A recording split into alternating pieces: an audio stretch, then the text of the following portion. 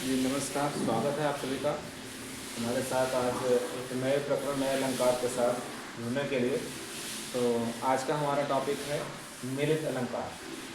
जैसा कि मैंने आपको पहले भी बताया था कि हम जो है बहुत ही विशेष रूप से चुनिंदा अलंकार बता रहे हैं आपको, जो हर किताब में हर कालांश में नहीं मिलता, वो मैं आपके साथ प्रस्तुत कर रहा हूँ आपके लिए, जो 12वीं के विद्यार्थियों के साथ साथ प्रतियोगी परीक्षाओं के लिए बहुत ही महत्वपूर्ण साबित होगी।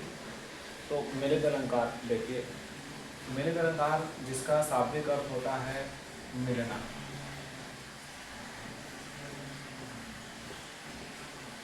मिल जाना या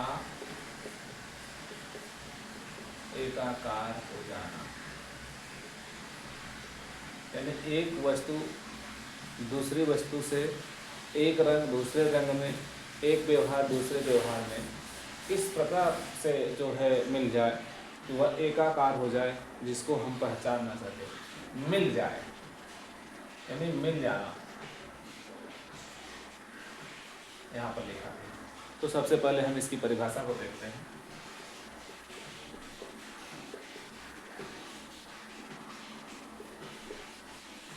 जहाँ पर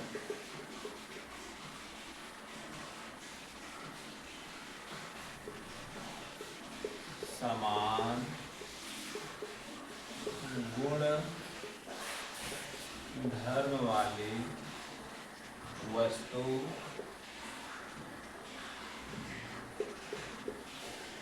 दूसरी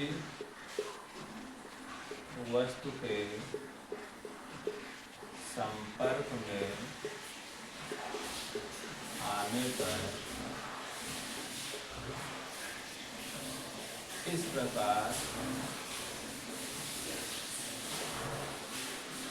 प्रकार मिल जाए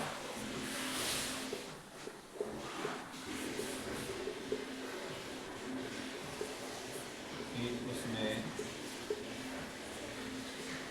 भेद न रह पाए, यानी वह क्या हो जाए, एकाकार हो जाए। यानी जहाँ पर एक समान गुणधर्म वाली या जहाँ पर समान गुणधर्म वाली वस्तु दूसरी वस्तु के संपर्क में आने पर इस प्रकार मिल जाए कि उसके भेद को, अंतर को स्पष्ट कर पाना मुश्किल हो जाए, यानी वह उसमें विलीन हो जाए, मिल जाए।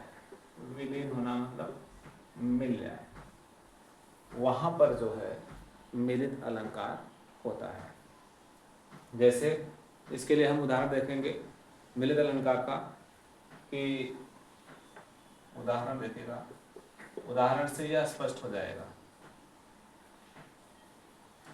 कजरारी नैनान के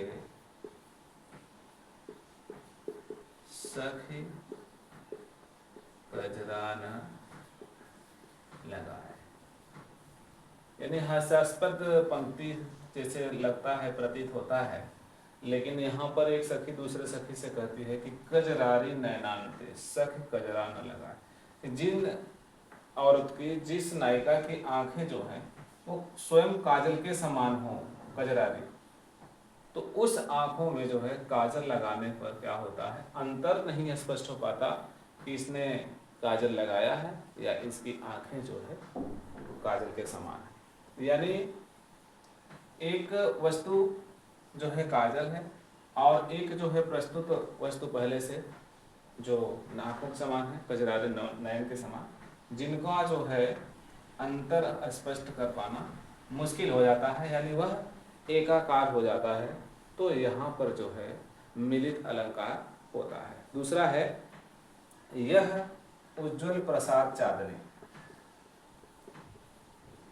यह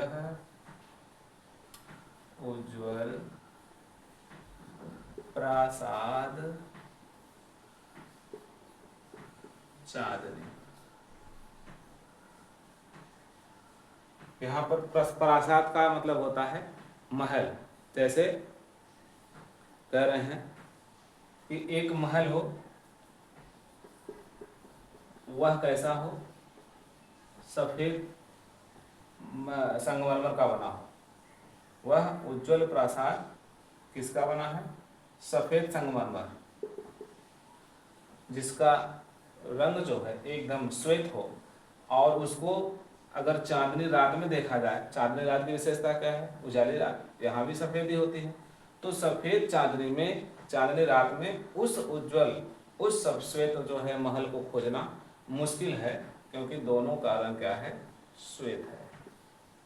तो यहाँ पर भी जो है उस महल का और चांदनी रात का जो रूप है वह एकाकार है, एक जैसी है, इसलिए यहाँ पर मिलित अलंकार होगा। अब इसी तरह से देखिए, जानि परत न लखि सख लखि, ठीक है। जानि परत न लख सखी, चंदन लेप लगाए। तीसरे में इस उदाहरण को देख करके ऐसा लगता है कि जान परत न लग सकी, चंदन लेप लगाए।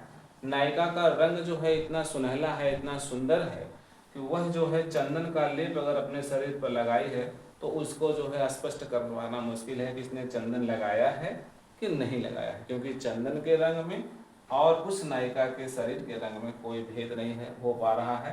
तो जब जहाँ पर एकाकार हो वहाँ पर जो है मिलित अलंकार होगा, जैसा कि नाम से ही स्पष्ट है, मिल जाना, मिलना या एकाकार होना।